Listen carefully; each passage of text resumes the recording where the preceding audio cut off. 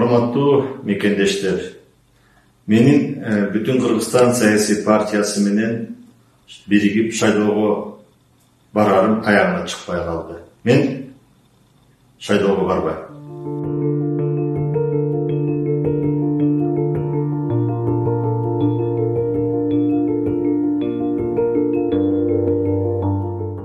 Бул абдан өкүнүчтүү, аянычтуу. Бул чечим мага оңой келген жок. Түшүнүп турам. Түшүндүрүү да кыйын. Эч кимди күнөөлөбөйм. Күнөө менде. Менин принциптеримде. Албетте, менин дарегиме ачуу сөздөр айтылат. Сындашат, урушат, тилдешет, жамандашат.